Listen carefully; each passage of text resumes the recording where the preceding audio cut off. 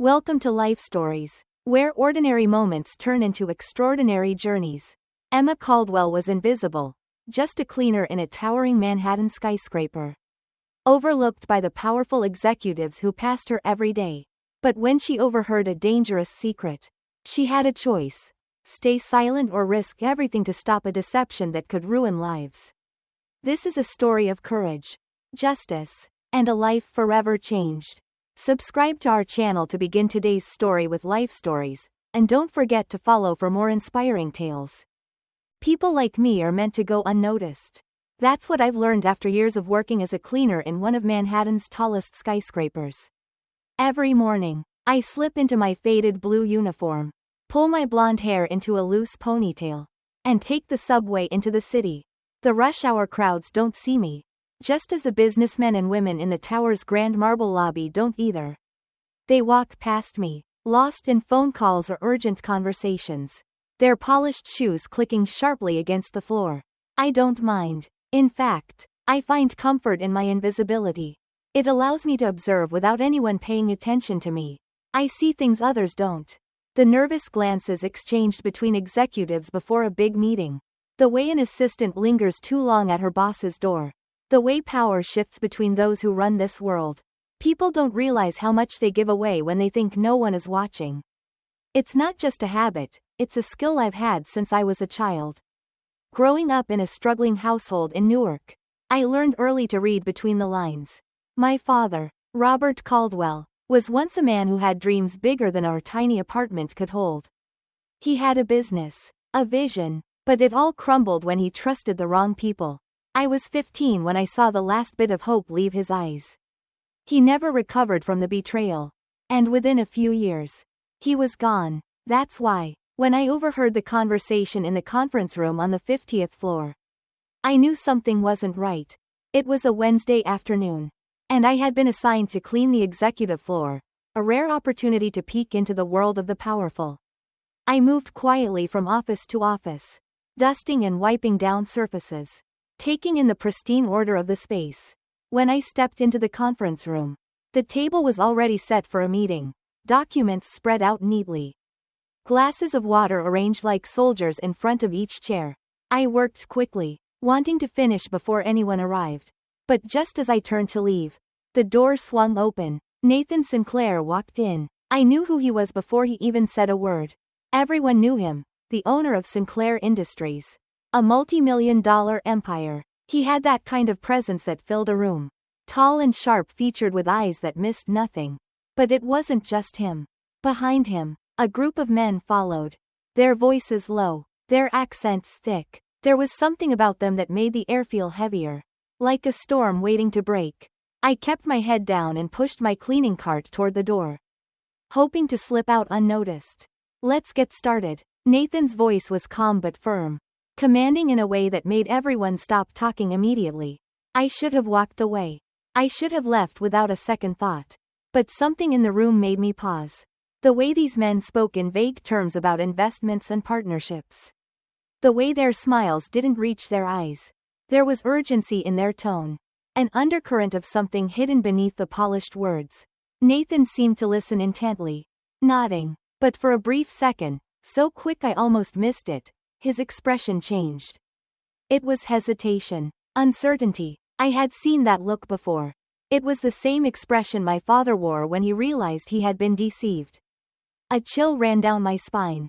I didn't know why, but I knew with every fiber of my being that these men weren't to be trusted. When the meeting ended, I hurried through the hallway, my heart pounding. I had no proof, nothing solid, only an instinct. But it was the same instinct that had been honed by years of loss and quiet observation. Should I say something? Who would listen to a cleaner? By the time I reached the lobby, I had almost convinced myself to forget about it. But then, I saw him. Nathan stood near the floor-to-ceiling windows, looking out over the city. His shoulders squared but his expression distant. He looked like a man at the edge of something, alone despite the empire he controlled. I don't know what possessed me to do it, but I walked up to him. Mr. Sinclair, I said softly, barely above a whisper. He turned, his expression shifting to mild surprise. It was clear he wasn't used to being approached by someone like me.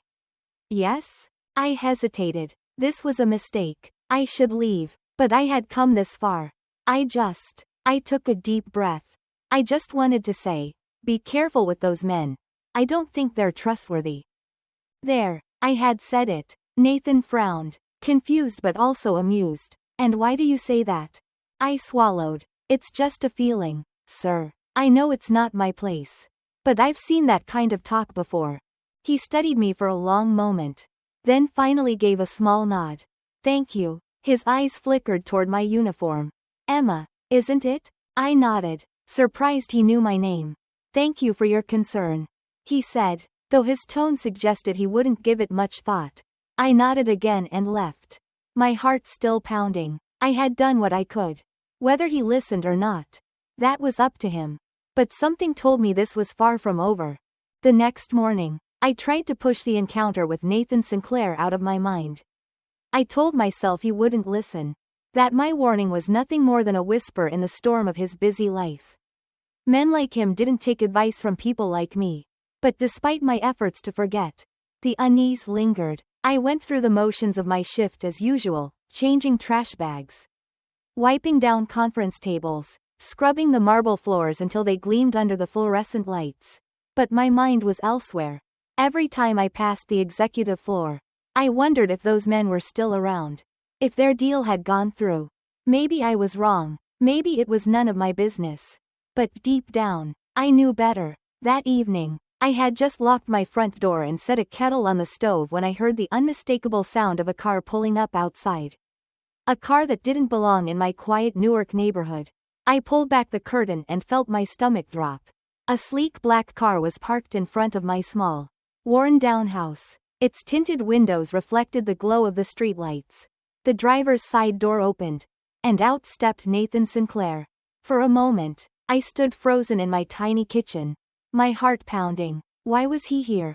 I barely had time to process before there was a knock at the door. Swallowing my nerves, I unlocked it and opened it just enough to see his face. Even in the dim light, I could see something had changed in him. He looked exhausted. The confidence I had seen in him yesterday was still there. But now it was laced with something else, uncertainty. You were right, he said, his voice quieter than I expected. About them. I stared at him, stunned. Nathan ran a hand through his dark hair. Exhaling, I had my team look into the investors. At first, everything seemed legitimate, but the deeper we dug, the more inconsistencies we found. He paused, meeting my gaze. They were planning something far worse than I realized. I opened the door a little wider, though I wasn't sure what to say. You knew, he continued, watching me carefully. How? I hesitated before answering. I grew up watching my father trust the wrong people. I know what deception looks like. Nathan nodded slowly, absorbing my words. There was a brief silence between us, heavy with understanding. May I come in? He asked. I hesitated but stepped aside, letting him enter. My home was small, cramped, cluttered with books and old furniture. A far cry from the luxury he was used to. But he didn't seem to mind. He looked around before turning back to me. I don't know who else to trust with this. And just like that, I knew, this wasn't over. It was only the beginning. Nathan sat at my small kitchen table, his tall frame looking out of place in my modest home. The sleekness of his black suit stood in stark contrast to my worn wooden chairs and the chipped countertop. I could tell this was unfamiliar territory for him. I poured us both tea, my hands steady despite the storm of thoughts raging in my mind. Tell me everything, I said, sitting across from him. He exhaled, rubbing his forehead. Their financial records weren't adding up. Some of their past business deals disappeared without a trace. When my team dug deeper, we found reports of small companies ruined overnight, companies that had trusted these men. He paused, his jaw tightening. They never left a paper trail. But the pattern is clear. It's a sophisticated scam. I took a slow sip of tea, my chest tightening. That's exactly what happened to my father. Nathan met my eyes, something like understanding flickering in his. That's why you knew. I nodded. I was too young to stop it then.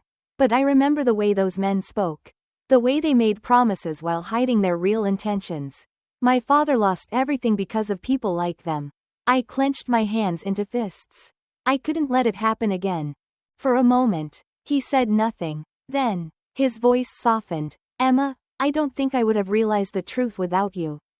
His words caught me off guard. I had spent so much of my life being invisible, unheard, but now, here was a man with more power than I could ever dream of. Sitting in my kitchen, telling me that my voice had mattered. What happens now? I asked. Nathan straightened, his expression sharpening with resolve. I want to take them down. But I need proof, something solid enough to expose them. He leaned forward. And I need your help. I stared at him, stunned. Me? You have something none of my investigators do. He said. Access. You can move through the office unnoticed. Listen to conversations. See things I can't. The idea sent a shiver down my spine. I was just a cleaner. If these men found out I was spying on them, I had no doubt they would do whatever it took to silence me. Nathan seemed to sense my hesitation.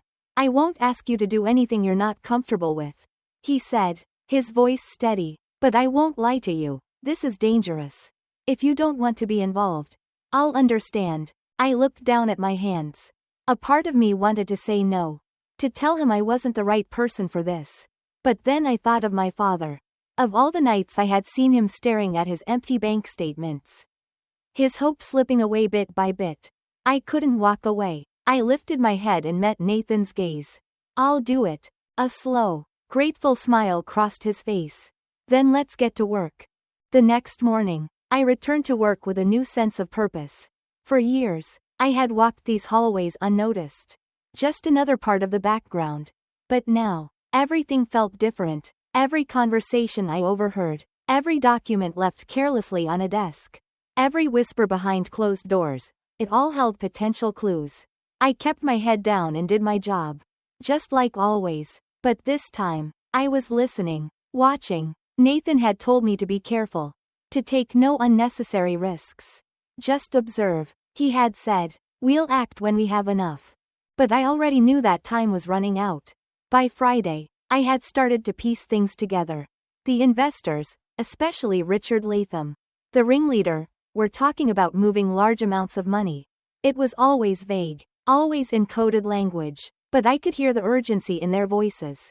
Something was about to happen. That evening, I found myself lingering near the executive conference room, pretending to clean as I listened. The door was slightly ajar. And inside, I could hear Latham speaking to one of his associates. Sinclair is getting too close. Latham muttered, his voice tense. If he starts asking the wrong people the wrong questions, this whole thing falls apart. What do we do? His associate asked. Latham sighed. We move the funds tonight. Overseas accounts. Just as we planned. My heart pounded. This was it. The proof Nathan needed. If they moved the money tonight, there would be a record. A transaction that could expose their entire operation. But we had to act fast. I stepped away, forcing myself to breathe. I couldn't get reckless now. After my shift, I went straight to Nathan's office. He was already waiting, his expression tense. You were right, I told him. They're transferring the money tonight. Nathan didn't hesitate. He pulled out his phone. Calling James Holloway. We need to move now. Get the recording equipment. We're catching them in the act. Within an hour, we had a plan. James would handle the technical side, setting up cameras and audio recorders. Nathan would confront Latham directly. And I had the most important task of all. I had to get us inside. The room where Latham would be working was one of the most secure in the building. It required an executive keycard to access. Normally, I wouldn't have been able to get close. But I had spent years watching. I knew the guards' routines. I knew which executive always left his keycard on his desk when he went to the restroom. It was a risk, a huge one. But if we didn't act tonight, Latham would get away. Taking a deep breath, I slipped down the hallway, heading toward my target. This was my moment. There was no turning back now. My hands were steady, but my heart pounded so loudly I was sure someone would hear it. I moved quickly, pushing my cleaning cart down the hallway toward the executive offices. It was late, and most of the floor was empty. save for a few assistants working overtime and the occasional security guard making his rounds. I had watched this routine unfold every night. I knew that one of the senior executives, David Grant, always left his keycard on his desk when he went to the restroom before heading home. It was a careless habit, one that no one had ever taken advantage of, until now. As I neared Grant's office, I saw the warm glow of his computer screen illuminating the otherwise dim room. The desk was neat, organized, and just as I expected, the keycard was right there, sitting next to his leather-bound notebook. I took a deep breath. I had seconds, no more. With one swift motion, I stepped inside, grabbed the keycard, and tucked it into my apron pocket. I had just turned to leave when I heard footsteps approaching. Panic gripped my chest. Grant was coming back. I barely had time to react. Thinking fast, I reached for a stack of papers on his desk and began straightening them, acting as if I were just another worker tidying up before the night ended. The door swung open, and Grant stepped in, stopping abruptly when he saw me. "Oh," he said, frowning slightly. "Didn't realize anyone was still here." I forced a polite smile, my voice steady despite the adrenaline rushing through me. "Just finishing up for the night, sir. I'll be out of your way." He barely nodded, already distracted by an email on his phone. I slipped past him, my hands still shaking, and walked out into the hallway, forcing myself to keep an even pace. Only when I turned the corner did I let out the breath I had been holding. The hard part was over. I had what we needed. I met Nathan and James in a small, unused office on the executive floor. Nathan looked at me, searching my face. "Did you get it?" I nodded and handed him the keycard. "You're incredible," he murmured, his admiration obvious. I didn't know why his words made my chest tighten. But there was no time to dwell on it. James set up the recording equipment while Nathan briefed me one last time. "We're catching them red-handed, Emma, but the second things feel wrong. I want you to leave. Understand?" I hesitated before nodding, but deep down, I already knew I wasn't going anywhere. Minutes later, we were inside the secure office, hidden in the shadows as we waited. The door opened. Richard Latham walked in, completely unaware of the trap he was walking into. The days that followed felt surreal. The moment Latham and his associate were caught in the act, it was over for them. Nathan had all the proof he needed, the recorded conversations, the fraudulent transaction logs, and now, the authorities had them in custody. The men who had once ruined lives without a second thought were now facing justice. For the first time in years, I felt a weight lift off my chest. It wasn't just about stopping them, it was about standing up for my father. For all the people they had deceived, I had done something that mattered. Nathan didn't leave my side through it all. He made sure I was safe, that my role in exposing them remained quiet to protect me. But more than that, he made sure I knew my worth. 1 week later, he invited me to his office. But this time, not as a cleaner. "I don't want this to be the end for you, Emma," he said. "I've seen how sharp you are, how much you notice things others don't. I want you to work with me." I stared at him, overwhelmed. "Work with you? Doing what?" "Something that suits you better than cleaning floors," he said with a smile. "I want you on my team." I hesitated, but only for a moment. I had spent so long being invisible, living a life where my voice didn't matter. But now, I had a chance to change that. I smiled back at him, feeling something I hadn't felt in years, hope. "All right," I said, "let's see what I can do." And just like that, my life truly began. Subscribe to our channel for more incredible life stories.